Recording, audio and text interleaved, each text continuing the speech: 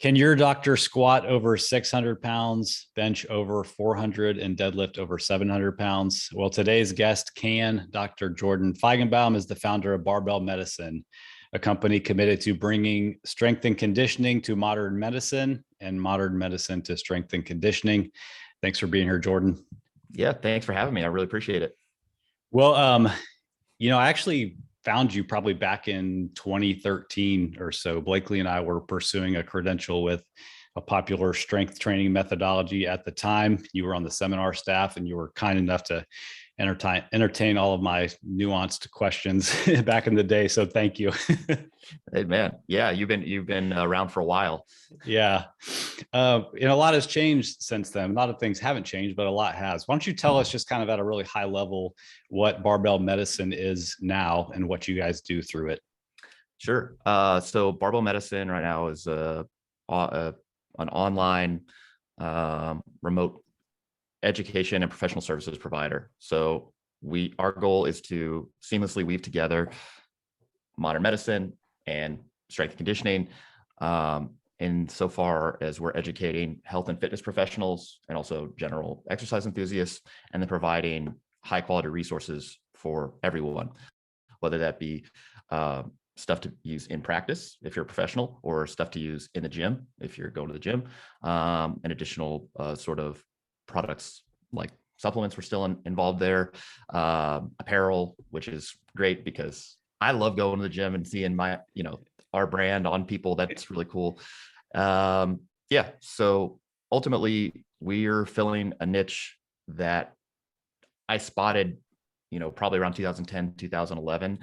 And it was wild to me that nobody was, kind of bridging the gap between both fields, because obviously they both can benefit from each other. So I figured, well, I'm in medicine and I've been a strength coach for a while now. So who better else to fill this gap?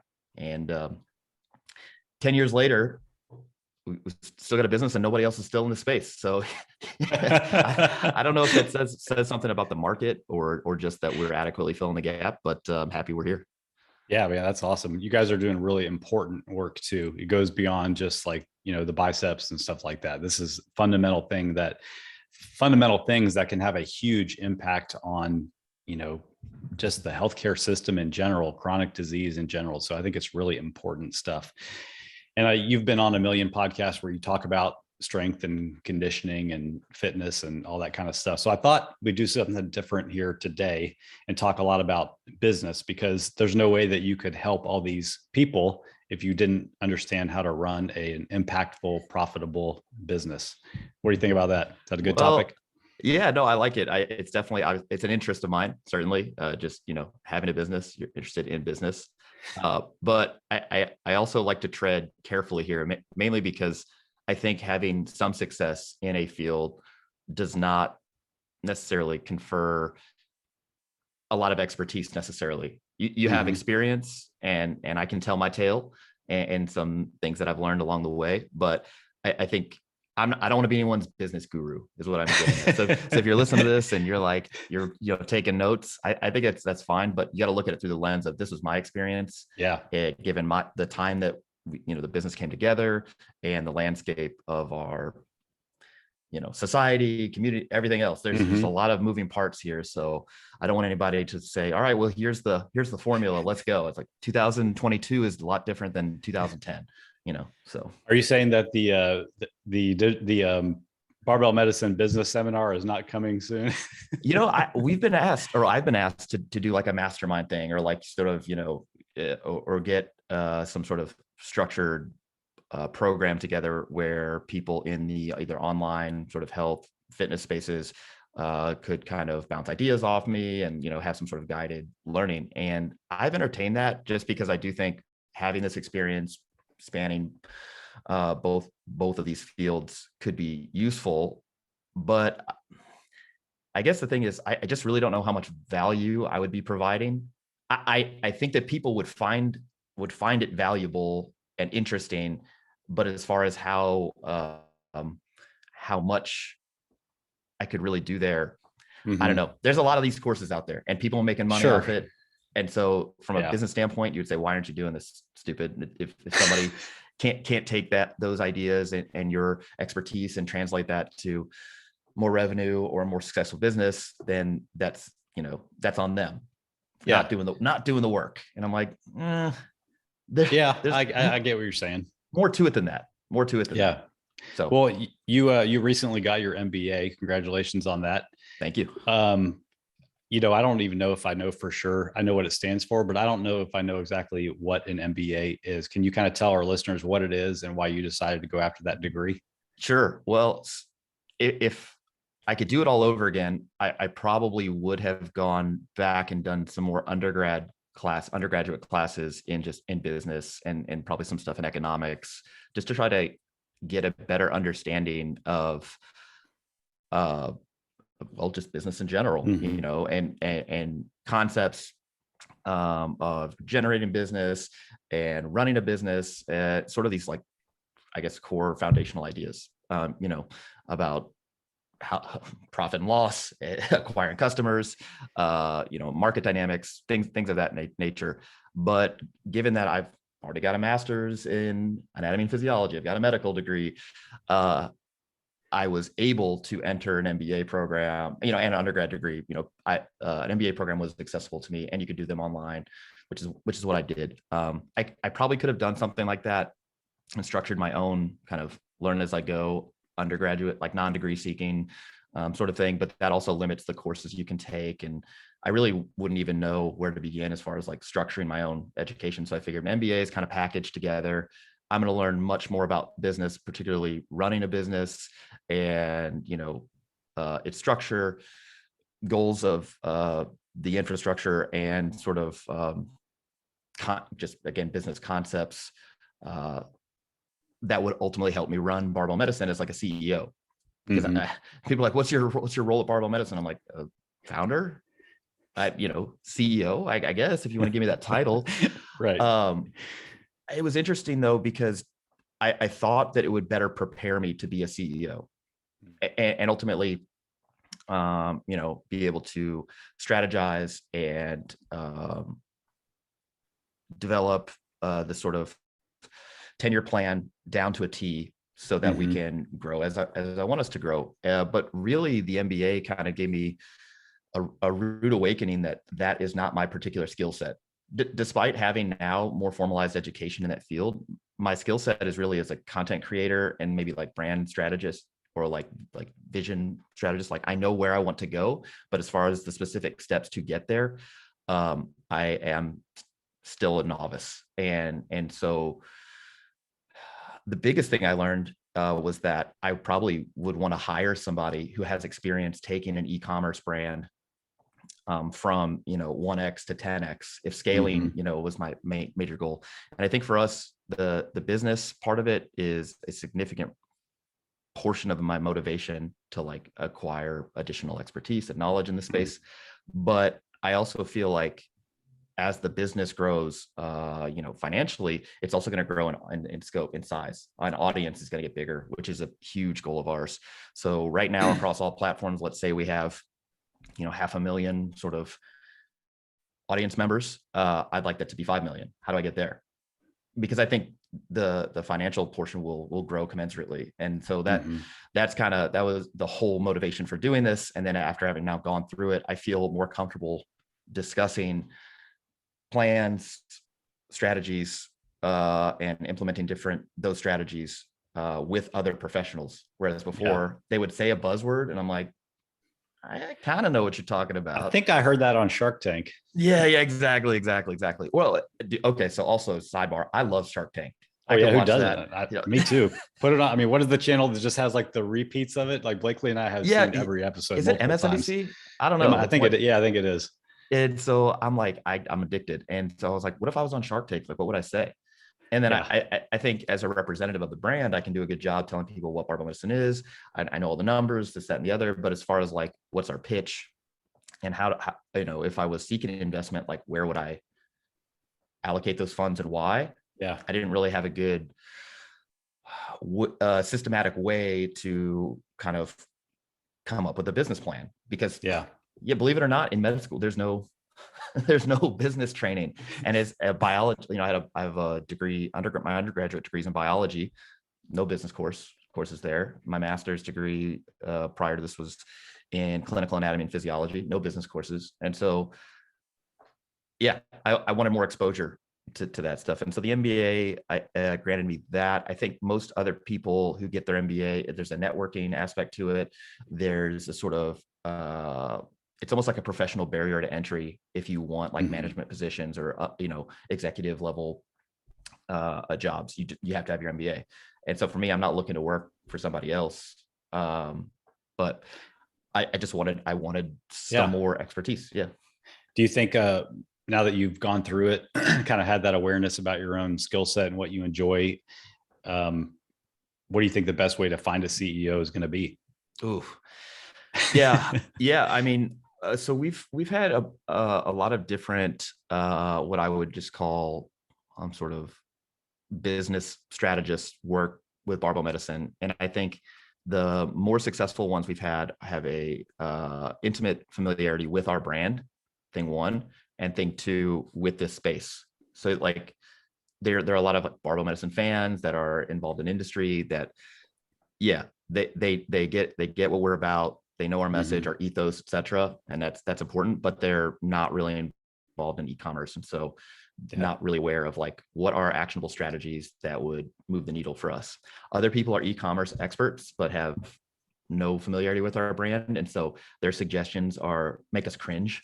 And we're like, yeah, this may work, but can we like, can we like apply some nuance or a Barbell Medicine filter to this? So you need more TikTok viewers is what you need. I mean, yeah. So, you know, a recent group that we had working with us, where they really wanted us to get involved on TikTok and do some stuff that we probably weren't comfortable with. I understand like content is everything. Content is king.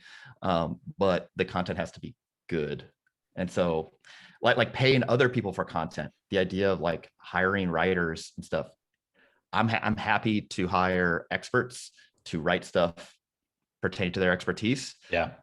But those folks are either doing their own research, heavily involved in clinical practice, or their businesses are so busy that they don't really have time for this. The people that you would hire in general for content creation, in another field, or in a business that's not so committed to like content excellence, they just wouldn't work for Barbell Medicine. You know, we can't publish generic articles about like motivation in the gym. It's like there's not a single citation here, guys. Like what are you doing? So right.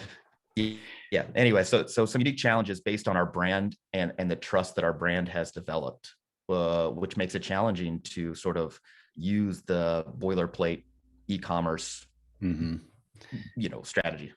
I feel like somebody within your, I don't know if you want to call it client base, whatever, they will probably emerge as the person, because the content the high level, high quality content that you guys put out creates an atmosphere of like-minded people. And I think that somebody will probably eventually emerge from your followership. Yeah. That's a yeah. word. I would agree. I think because again, they're very aware of our brand, image, ethos, what we stand for, what we want to do. And then if they have additional expertise in the space, they're like, yeah, that you're actually talking about me. Yeah. Versus going out and finding somebody who is in the space who happens to also be familiar with our brand. Yeah, for sure. Let's talk about something else. All right. It's still business related, but like since we transitioned from being an in-person coaching business to an online business, there's a lot of ideas we've had over the years that were like, okay, this is going to be a great idea and people are going to love it and it's going to make the business grow. And it turned out to like not do anything. Has there been anything since you started Barbell Medicine that you kind of thought like, yes, this is the thing, which is like, it just kind of fell flat? Yeah, a few things have underperformed relative to what That's a good way to say it. To what I thought they would do. So for example, our group programming. So we have this online group programming product. And the idea was to split the difference between templates, which are kind of, you get your 3 months, 4 months, whatever it is, plus an extensive like manual on what, where, why, kind of give people the keys to the castle. They go off and run that in isolation. And then you have one-on-one coaching, which is like our, you know, our crown jewel, our halo product, which you get unlimited access to a coach, and there's it's a lot more involved. Personalized. Yeah. Sure. Yeah. And so the group program is supposed to split the difference, both price wise and give people access to coaches. They can post form checks in a private group, etc. The issue as I see it, was that the price point doesn't really work.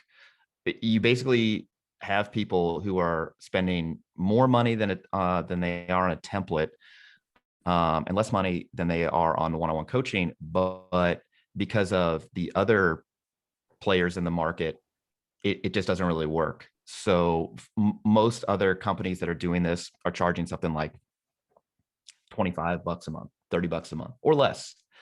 Wow. Yeah. Yeah. But they're the way that they're going to make their money is by volume, right? So they're going to get thousands of people to sign up. And so that's how they're going to make their money. Because ours it is higher priced, and there's additional customization and the time involved in doing this. That's why we had to price it as such. It just doesn't work. So we never really scaled how we thought we were going to. Similar to that, we had like women's only sort of groups. We thought we would lower the barrier to women wanting to participate in legitimate strength and conditioning. And so one barrier would be that some women, particularly those who are new, might feel more comfortable if it's women only, women led, women only in the group. Our demographic, unfortunately, is about 80% men, 20% women, and the 20% women are not really interested in this product. And so until our demographic changes, just not a product that's going to work.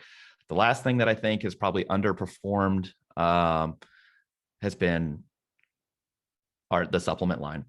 And it's not that the supplement line isn't profitable. It's just that the space is so saturated, and the model in that space is purchasing super high volumes of raw materials and products, so you get better margins, and then spending a lot of money on advertising.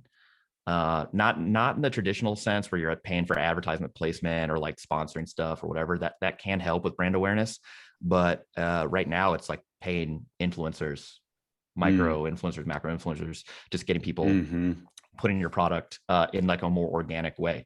And because kind of like the Legion Athletics approach, where they exactly. First Form, etc. They're all big players in the space. Our problem was that since we don't have any investors, and I don't necessarily come from money, I don't have this huge like nest egg that I'm willing to invest in the supplement line, and so we kind of been doing it very grassroots. So the margins are lower than I'd want, and I'm not willing to pay people just to slang our product if they don't believe in it, if they would otherwise hawk something else. I want people, that might be more of a personal thing.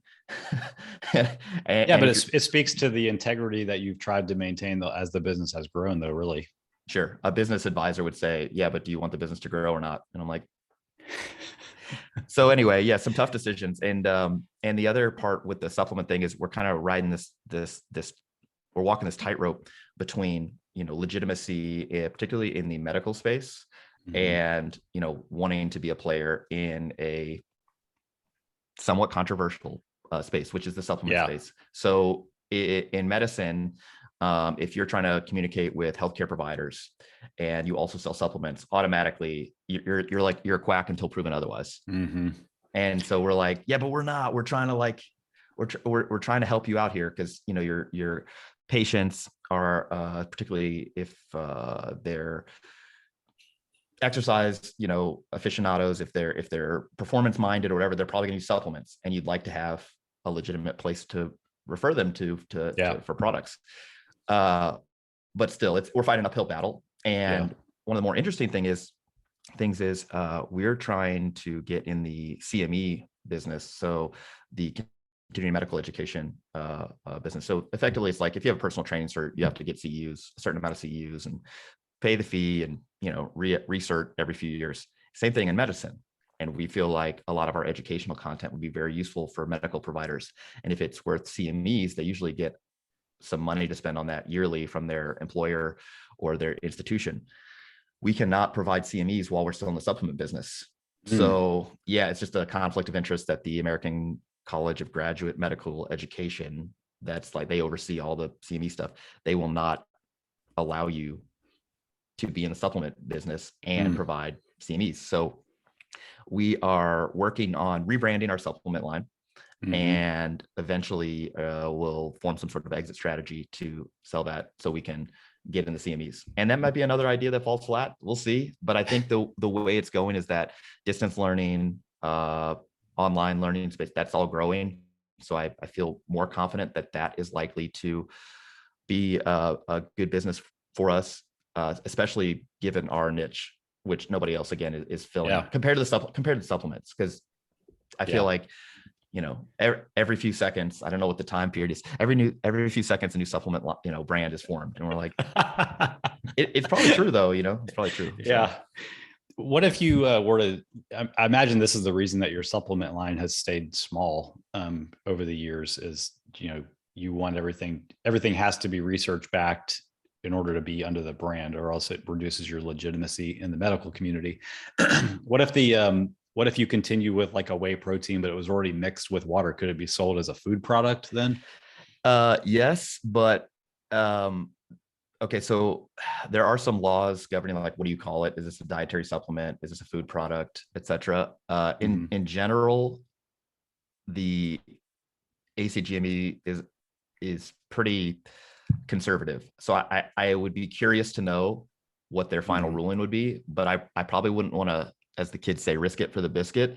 Mainly because the investment in getting a drink made, the minimum order quantities are huge. I mean, we're talking about tens of thousands of gallons of product that need to be made. And then you're looking at distribution and stuff like that. None of these are like insurmountable tasks. But I guess what I'm saying is I don't want to be sitting on a lot of inventory that I then have to move. Right. Yeah. If our supplement business was, you know, off to the races and crushing, I might feel more comfortable. But the clearest path I see forward is a rebrand, continuing to focus on research-backed ingredients, high quality stuff that's been third-party tested to make sure that there are no contaminants and everything is dosed appropriately. And as that brand continues to grow and we're able to kind of promote it more outside of the Barbell Medicine brand, we'll be able to kind of exit. And so I don't want people to think like that I think supplements are bad, or that our supplements, we're not really actively focusing on this stuff. It's just because I kind of went into it as like, hey, I got an idea. Let's do it. Right. I did that first before like developing a plan. And now I'm kind of working in reverse. All right, let's make this plan first before we take our next step. So that's where we're at currently. I interviewed Dave Kalina, one of the founders of, it was called Formula O2 back in the day. It's a sports drink. So he was able to give us a little bit of insight on the challenges of trying to run a beverage business. It was pretty fascinating, but they've managed to grow during the pandemic with a pivot kind of in their business, because they were mainly selling to gyms up until the beginning of COVID. And now they're going direct to consumer now. They're mostly doing direct to consumer. I think they 5x'd their sales over the course of 6 months at the beginning of COVID. They're in Whole Foods also, but he actually said that he regrets that decision to go into retail and wish he would have stayed just in direct to consumer. Oh yeah. I'm sure he's getting hammered based on, you know, the price that they're ordering stuff for. And yeah. Another thing I really admire about watching your business grow is just how you've diversified across all these different things that we're talking about, you know, supplements, group programming, seminars. I mean, as I went through your website, there's like, I don't know, 15, 20 different things that you guys seem to have your hand in. Like, how did you know, or how did you decide to diversify across so many different revenue streams? And like, how has that impacted the business over the years? Sure. To answer the question, how did I know? I didn't. If I'm being honest, it's very similar to, you know, what you have here in the outline is people were basically asking for resources or products or services that we currently weren't offering, but we're well positioned to offer, and we just hadn't either created them or thought about them yet. And so I wanted Barbell Medicine to be the, sort of one-stop shop for anything pertaining to evidence-based training with respect to performance and health. And it's like, I don't want to send you to somebody else unless I feel like they're better suited to help you. And so some stuff that we are the resource, and it's like, well, if we are the resource and we don't have the product, service, content, whatever that you need, that we're falling short. And so we need that. And so because the health and fitness fields are so broad and people are going to want different things to meet them where they're at, that's kind of why our product portfolio is so wide. I think in business, you have some businesses where people are really, really good at doing one or two things, very, very well. They're the best, and they can make a business off that. Other businesses, you're either saving people time or something that they really, really love, and you're delivering that to them. And I think we're more of the former. We do a few things really, really well, but there are many different ways to deliver that to people. And so that's why our product portfolio is rather wide.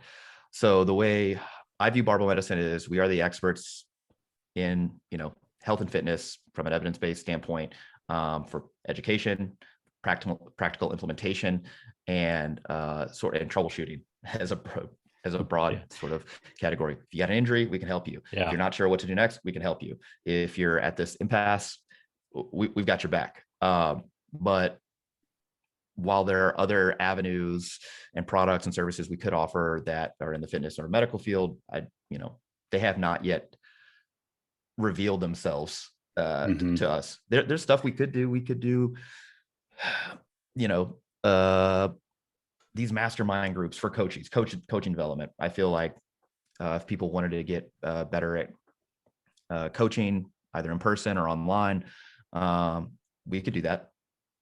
But because there hasn't really been a demand there yet, we haven't offered it. I do think a coaching course is something that we're wanting to develop, but I don't know that like just doing something off the cuff, like again a mastermind group or something is really in it for us. We could do in the medical field, we could just hammer lectures, seminars just to medical professionals. But again, because the demand there is not there yet, likely because we're not offering CMEs, we're not in that space yet. We're not hawking vitamins, even though that market is probably huge, because we don't think the evidence base is there. So yeah, we're really trying to focus on stuff we do really well, that the evidence supports and that people are asking for first and foremost. And then later, maybe we'll create additional products and services that maybe folks haven't asked for yet, but we think would be beneficial. So we'll see. If you had to guess right now, like fast forward 10 years and the business is a lot bigger than it is now, like what do you think the thing that ends up scaling and takes you to that place is? Or do you think it's a little bit of everything? So right. Is it one thing that makes your business, go up by 100, scale, right? Or is it many different things that makes the business stick, right? I'm not sure. If I had to guess, I think it's going to be in the online education space, particularly for probably fitness professionals to begin with, and then healthcare professionals on the back end of that. So I think a coaching course is likely to be beneficial. So you're Barbell Medicine certified. What does that mean? And what is your skill set? So I think we offer a lot of unique resources and education and practical, clinically relevant strategies for working with folks who are injured or who have medical conditions, and for performance. I think that course, a product is going to be useful for folks. And then I think once we're in the CME game, I think that's going to be a game changer for us. I don't think that developing a bunch of additional like exercise templates is going to help us get to the next level. Again, pretty saturated space, but we do like having those products available for folks. If they're like, well, what do you recommend? It's like, well, we got this thing for you. But I do think that the online ed space is going to be it's not really a pivot. It's just an expansion of what we're already offering, and more user-friendly, more, I guess, a formalized manner. Yeah. Because right now you can't be barbell medicine certified. How are you a barbell medicine coach? Right. It's like, well, we've vetted you, we've trained you, and now you're a barbell Yeah. medicine coach. And I want to make that a more formalized process. I'm sure you get inundated week after week of people that want to, coach under your umbrella for sure. Yeah, which is great. It's super flattering, right? It's like, Yeah. you see the company, you like the company, you like what we stand for, you want to work with us. Great. I want you to work with us. I just, right now, how it's been is myself and Austin and other members of our team have basically personally coached and developed all of our current coaches through effectively a residency. It's kind of feels like medical training. Yeah. But to kind of put that on paper, provide all of the content and resources that people would need, and then assess them in a way where we feel comfortable that they could go out into the world, even if they're not working directly under us, but are still using our brand and to generate business. Yeah, it's just a bigger undertaking. So Yeah. we've been working on that now for a little over a year, and it's getting there. It's tough.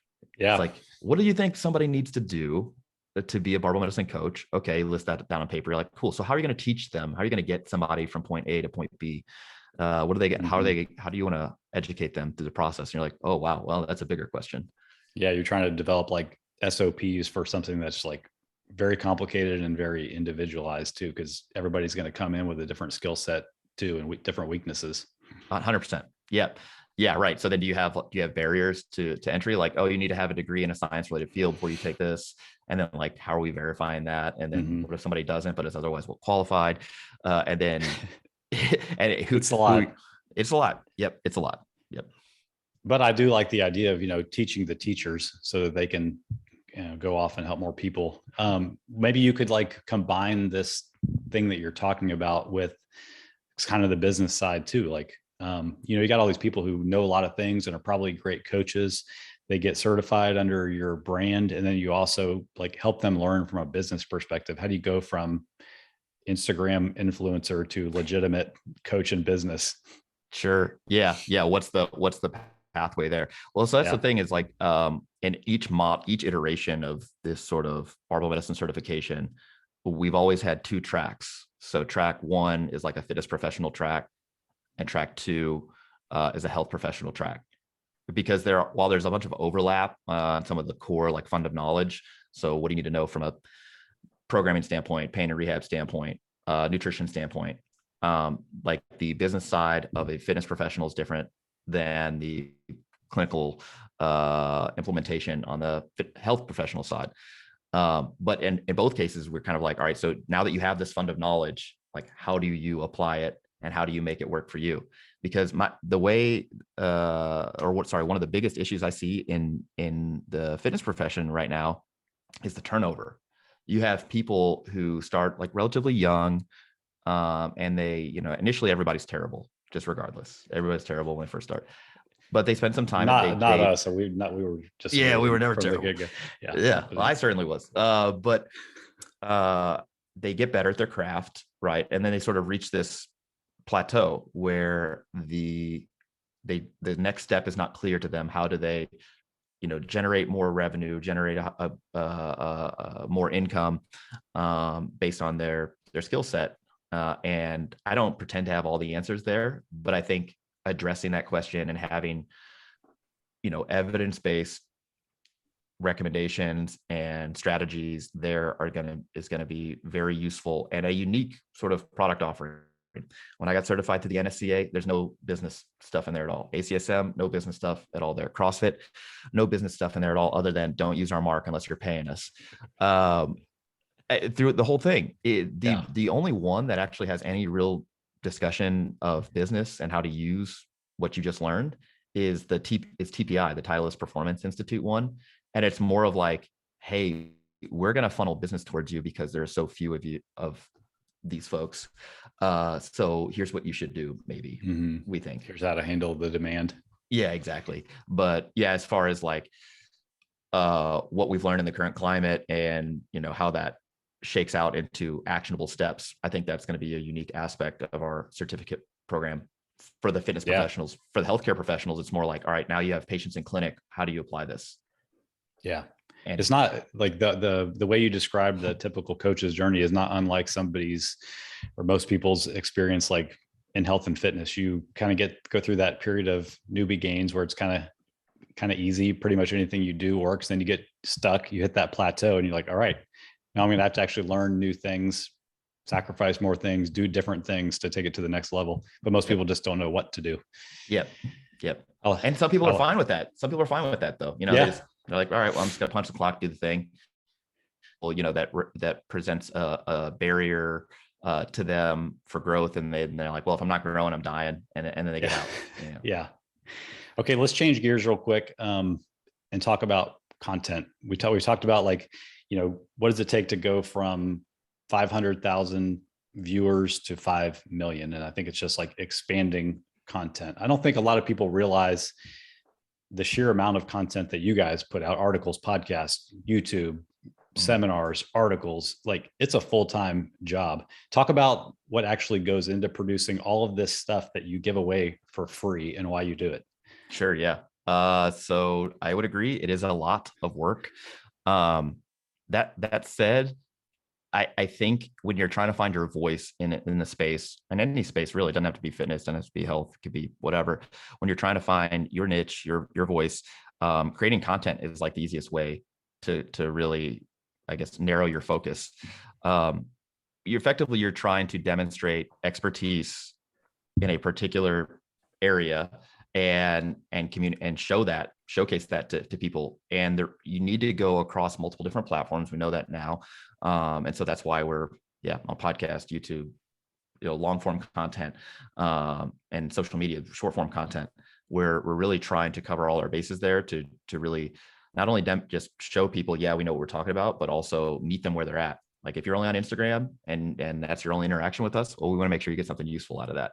If you're only on YouTube, we want to make sure you get some useful stuff from us. And that's all about building, the whole goal is to build trust, in addition to providing people the actual resources that they need and that they're looking for. As far as how to do that, I think it's really some sort of guerrilla marketing, like research analysis, like market analysis, really. You know, so I for example, I do these Ask Me Anythings on Instagram quite often, and, you know, I'll get close to 1,000 questions or whatever in a 24-hour period, which is great. That also shows me, like, here are the questions that people still have, and these are the people that follow me. Here's the questions that they have, and some of the things we've already addressed. And I'm like, all right, great. So while we have this content ready, it is not being delivered in such a way that people are, you know, everybody's getting it. So do we do a follow-up piece? Do we, you know, repurpose the stuff? So that's one thing, but it just identifies the problems in your space that require solutions. And some of those solutions are just content based. Some of those solutions are content and product based. And that kind of tells you, or focuses you on, like, what product, what content, and then subsequently what products maybe you need to create. So at this current moment, I am doing the editing for all the video stuff and the podcasts. For the content stuff, I usually will publish something once a quarter or once every other month. And the reason why is because I'm doing all of this other stuff, it's difficult to, like, write an article that only I can write. Right. And so while I could spit out an article on, like, how to use straps, right? There's just not going to be a lot of citations there. There's not going to be a lot of, you know, really in-depth anatomy that somebody else who works for our team can't do. So I want to operate up to my level. So if I'm going to write an article, it's going to be about injury risk reduction and resistance training. And then, you know, you got to go off to the races there, or blood pressure response to training. Like, you know, I just want to operate up to my level. And so I think being able to use all of our team members and their, whatever their sort of expertise is. Yeah, and everybody's just, again, operating up to their level. That's really been really important for us. So if you see an article by Austin or myself, or, you know, Derek Miles or whoever, it's probably not going to be on, like, where to put the bar when you squat. It's probably not. And that doesn't mean that we don't think that is a legitimate question or important question. It's just that, you know, somebody else on our team is equally adept at handling that question, handling that question and writing an article about it, making a YouTube video.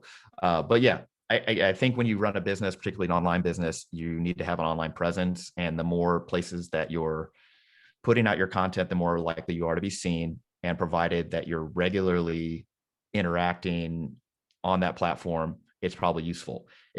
I would caution folks who are getting into the space or getting into the online e-commerce space from just saying, all right, I need a TikTok, I need a YouTube, I need a podcast, I need all this stuff. And then you don't have any content lined up, because you're building the audience based on like regularly participating and engaging. And if you don't do that, no one's going to care. And you're just spending all this time to go across different platforms. And the algorithm's going to hate it too. Algorithm's going to hate it 100%. Yeah. I learned that. I took like a 3-month hiatus from YouTube. Right. And then I posted a video and people were like, oh, I thought you were dead. And I'm like, well, I've obviously been on Instagram. I've obviously been on podcasts. I've obviously been on Facebook and Twitter or whatever. But because the YouTube folks, they really loved the YouTube, they didn't see any of this other stuff. And they're like, we just thought your channel was dead. And so, regularity. Does it ever frustrate you that like, the long form article that you might spend 2 weeks writing, like will seemingly get less attention than like a 10-second Instagram reel that's providing no value? Like maybe you pick up, 2,000 followers off of a silly reel, and then like, the long form content just kind of sits out there for Google to do its own thing.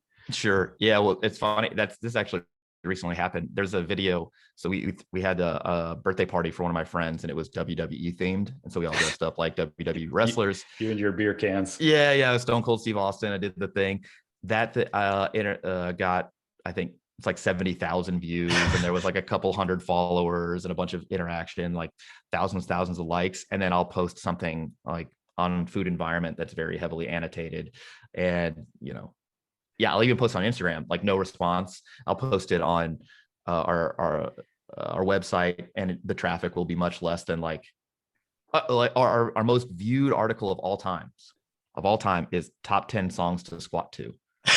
Whatever. Now, some of that is due to like it's the antiquity. It's been on the website for a long time, so find uphill battle. But we're like, guys, this is not the To Be a Beast article, which is still amazing, but like top 10 songs to squat to. Yeah, it's like, so it has to do something obviously with search terms, right? Like people, but it doesn't bother me. It's more of an education, right? Yeah. You're like, you want to find stuff that engages your audience, but still is true to your brand. And so what I've learned recently is that if you are in in a space that's really garnered towards like short form, hit it and quit it kind of engagement, play to that audience. Doesn't mean you have to compromise your message, but like do something like that reel that I posted. It was funny, but the actual like content on the post was pretty relevant. So I'm like, all right, so that gives me a clue on like what to do next. And that reels, for example, get shown in like people search and explore pages more frequently. So like, all right, we're like playing to the algorithm, and I'm happy to do that. I do think though that having the long form, high quality content though, that is your core, that is your base. And if you don't have that, it's going to be really hard to translate a presence into a business based on your expertise. Yeah. Because how are you demonstrating it? It's not through shotgun and beers, although, that would be great if it were. Time and place. Yeah, sure. Yeah, it's like the long form content proves your expertise and like puts down the roots that you're a legitimate business, and on the SEO side also. Like the person that hires you is the person that just spent 2 hours reading articles on your website, not the person that liked your TikTok video. Sure. Yeah, exactly. The other thing is like, because of all the content in there, in the long form articles, now you have multiple things that you can repurpose and use across platforms. The thing is trying to get it to hit in a way where it's getting shown to folks who aren't already like your loyal audience base. You're trying to, get people into your funnel. So if you publish something that's long form and it's just not getting the views or the clicks that you think it should, that says something about either the way it's being cast out into the net. So your SEO needs some work, your, writing style, or terms need some work, or alternatively, the, I guess, how you're disseminating it could use some work. Are you putting it out just on your Facebook page, and maybe your Facebook page is otherwise dead, and so it's just like article after article after article, because you're not actually engaging with that in that social media space. So then maybe it needs to be on Facebook and Instagram and Twitter, and maybe YouTube. You have a YouTube thing that goes with it. Maybe mention on a podcast. You have a newsletter. Like, so if you're writing something that's great, content's great. That's the hard part. It's like your track coach. Like, we can work with speed. We can work with great content. But if it's not getting the traction you think it should, that says more to kind of the strategies you're using to get it out there. But yeah, I agree. It's the roots of any sort of this like expertise-based service business. And if you don't have that, I don't know that people are going to be hiring you or asking for your services. They might like your stuff. Yeah. But I don't know. It's going to be hard to transition into anything else other than like product placement for another company. Yeah. You mentioned that you do all the editing for the podcast and the YouTube and stuff. You've got a lot of hobbies. You're a golfer, you're a motocross rider. Is that the right terminology for that? Motocross rider. Sure. Like, how have you been able to kind of intertwine your hobbies in with the business to, help the business grow and also keep you sane? The photography, videography, that sort of thing, obviously that's a natural fit. So I just got interested in it because everybody likes taking cool pictures. You're like, right. Like, cool pictures in general are great. You look at it and you're like, wow, that's pretty, or that captured something super interesting. And then you're like, I wish I could do that. And so as you get more and more involved in that, you end up learning the how it's done and sort of the things that go into making a good picture, a good video, and making an interesting video. And so that obviously is a natural fit. And I think that because the process of like creating something is so much different than like solving a medical problem or working with a client on behavior change or getting through a hard workout at the gym. It's almost a break from what the day to day, while still being beneficial for my business. So pretty easy, like for that stuff. The golf and motocross stuff it's not directly related to business development. The indirect relationship is like it gets a more personalized look at who I am. Right. And so people are like, we know Jordan Barbell Medicine from, the content, we know him from, the lifting, but who knew that he like played golf? Golf is in the top 10 most played sports in the whole world. Right. And powerlifting, I don't even think is on the top 100 list. So people are like, oh, I play golf. He plays golf. Maybe we share some commonalities here. Motocross thing, that doesn't really apply, but it's more of it's one of those things where I'm literally not doing anything related to work, and I'm just showing people a more personalized view. It's like when influencers or people with a good size audience post pictures with their dog. It's like, this literally has nothing to do with the business, but it's more like an inside look at like, this is my life. I'm a regular person. Yeah, you're human. As I found out after falling off a motorcycle and dislocated my shoulder and been going through that process. I was actually going to bring that up. I thought you missed an opportunity. You took advantage of an opportunity that you didn't give yourself credit for there.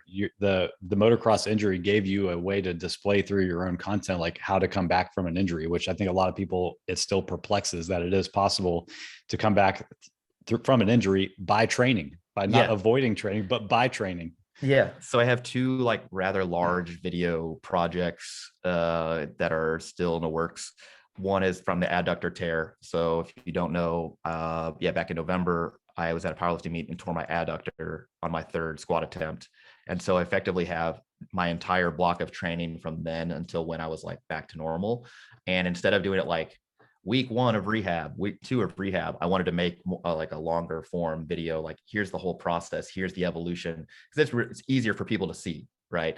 I did the same thing for the shoulder rehab. Like, when day 1, I couldn't even bench the barbell and I was doing isometric work. And then now I just benched 374, and it's been 5.5 weeks, 6 weeks now. And so, yeah, the idea is I'm taking advantage of that, but I would not recommend purposely injuring yourself just to take advantage of this. But you're absolutely right though. Like sometimes these things just, present themselves, and I would 10 out of 10 take advantage of it. The other interesting thing about motocross riding is that it is so much more cardiorespiratory fitness based than powerlifting, right? So it's been giving me an opportunity to not only learn more about how to balance conditioning with legitimate powerlifting training, but also just how I would sort of coach people for that sport. Because when I was originally racing dirt bikes, I was a teenager, right? I like unlimited energy, irrelevant.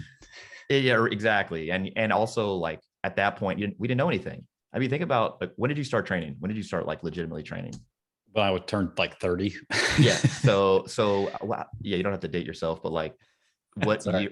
Any idea what year that was? I'm 43 now. So 13 years ago. So we're talking, late, close to 2010. At that point, yeah, that's right when it was. Yeah, the internet had exploded. YouTube is huge. There's all these resources online.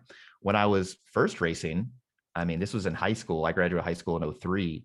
And so you're thinking like 99, 2000, 2001, 2002, like what's out there from like an exercise programming, exercise template, exercise structuring sort of standpoint? There's nothing. Tybo. Seriously, yeah. So we just didn't know anything back then either, right? We're like, yeah, maybe you should run or like ride a bicycle to like get in shape. And now it's like, yeah, we have a lot of stuff that a lot of resources. And so, yeah, it's been interesting through that. So yeah, I have some longer form projects that are going to take advantage of that. But I do think it's important, like if you work for yourself, you're an entrepreneur, particularly if you work remote, and so you're not going into the office. And when you leave the office, you're kind of like off. There needs to be some stuff that's separating you from your job, and not all of your hobbies can be work related or like have a direct like sort of line into work. And so for me, that's motocross and golf. I mean, the relatability stuff, that's great. If I can share some content that's that correlates like cardiorespiratory fitness stuff or rehab or how to hit the ball further, via training, great. Yeah. But I didn't want it to be that. I literally wanted it to be a break from, we're not training. I'm not like doing research, and I'm not, talking about sort of something specifically pertaining to medicine and or fitness. And it's great. It's like you get to do something enjoyable that's relatable, and it's like a little bit of time off. So that was the whole point. Yeah, it's convicting to hear you say that, because it's something I know that Blakely and I need to do, is have something more like that in our life, because we work from home. Our office is 30 feet away from our front door. Our gym is 20 feet behind me here, and we don't have golf or we don't have motocross, but I can definitely see, you get bogged down. It's sometimes hard to turn it off, but having something where you're literally going out and doing something that requires your full concentration is a tempting break. But yeah. Okay, let's wrap up. I've taken up a ton of your time here, but I want to ask you top 3 business books. Ooh. Well, that's a good question. I remember seeing that and then I forgot. They could be marketing related, just business in general, old school, Dale Carnegie stuff. Yeah, no, I like, so I really loved the book Influence, The Psychology of Persuasion by Robert Cialdini. Yeah, I have that. Excellent book. 10 out of 10 would recommend, even if you're not in this space, like just to sort of understand more like how we're influenced by everything around us, how people treat us, etc. It's excellent book. It's fascinating. Yes, 10 out of 10 would recommend. I also really liked Thinking Fast and Slow by Daniel Kahneman. It's not really a pure business book, but it's more about how we think and make choices. And so understanding that process makes it easier for you to understand like traps that we may fall into, or like how your potential customers, clients, et cetera, how they're making decisions and how that's affecting their behavior. And so you're really just trying to understand human behavior here and like why people do what they do. And so the more you can understand about that, kind of helps you structure not only your business, but also your product offerings, how you're setting up content to build your audience and get people in your funnel, et cetera. I thought that was really, really useful. And then what was it? Business Adventures, the Wall Street one. I've never read that. Yeah, it's like 12. There's like 12 or 13. I don't know. It's like all these like short stories about Wall Street. Okay. It's just really interesting on how like companies will either acquire or team up with other companies, and like their sort of business strategies and how those have morphed along the way. And I Yeah. think, I don't know, man. You can learn all the technical bits about business, and that's going to really set you up to make a really nice, polished business plan. But I think having adaptability in there based on responses is super important. And what I'd rather have people do, if people listen to this and they want some business advice, I think having a near term and then longer term goal, like that's great. Get those. What happens in between needs to be more adaptable, and effectively having ideas on what you think is going to work and then adjusting those iteratively based on feedback, I think is super useful. The feedback that you get though, you really do probably need some additional expertise to interpret it.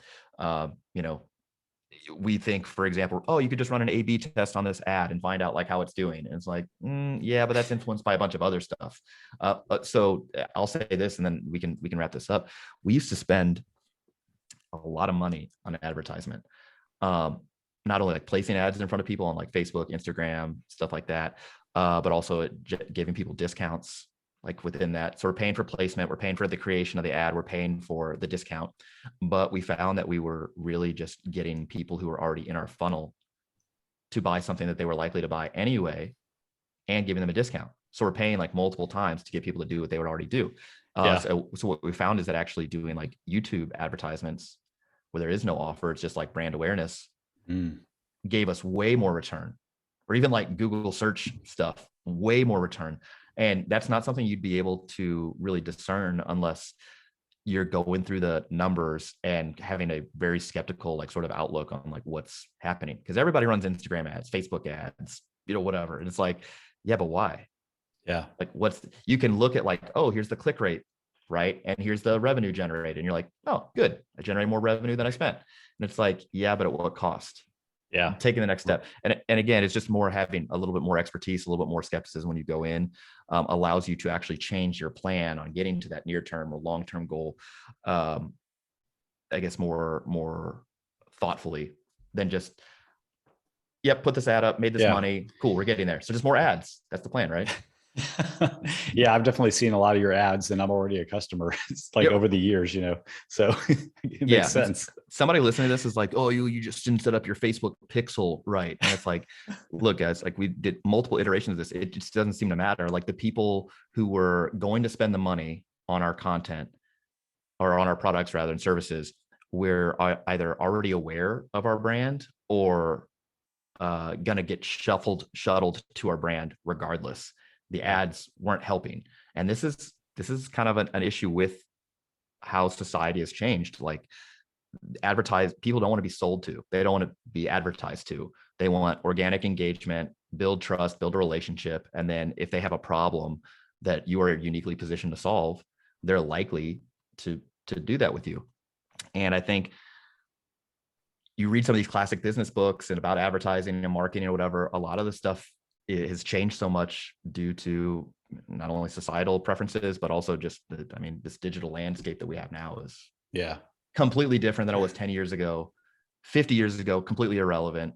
Yeah, I know. So I think the moral of the story in that is just like, desire to grow your audience to 5 million, just so that those people are in your environment and then they can decide further 100%. Down the chain. 100%. Yeah. And that's more of a, and that's the outcome focused part, and the process, focusing on the process in the interim is what I feel like to be more valuable strategy. You have the outcome that you want. All right, let's focus now on the processes. So what do we know generates audience? It's probably not advertising. Right. But content creation and making content that's useful and shareable and interesting and entertaining. Yeah. That's always going to play. So, and fortunately, that's what we're good at. Yep. So, and all that takes delayed gratification, which a lot of people struggle with. Yes. Yeah. Yeah. But I understand if you're trying to make a business, you're like, well, how do I get paid today? I get it. I get it. So go get you a side hustle while you play the long game. You got it. Exactly right. Cool, man. Well, tell everybody where they can find you and connect with you. And you do in-person seminars too. So anything coming up on that end? Sure. Yeah.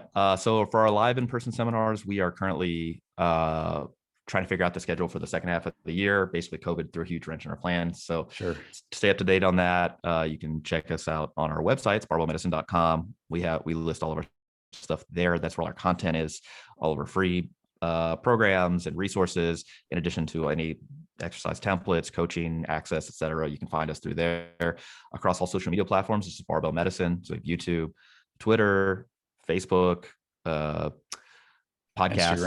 Instagram. Yeah. If you get on Instagram and you search barbell_medicine or Barbell Medicine, you're going to find all of our coaches and content creators there. It's usually putting out a lot of good information. And then, if you want to reach me personally, send me an email. Send us an email. It's support@barbellmedicine.com. If you need help with any of our stuff, or you want a question filtered to me, that go through there. Awesome, man. Well, keep up the good work. And I appreciate your time today. Yeah. Thanks for having me. I appreciate it. All right. Take care. Sure.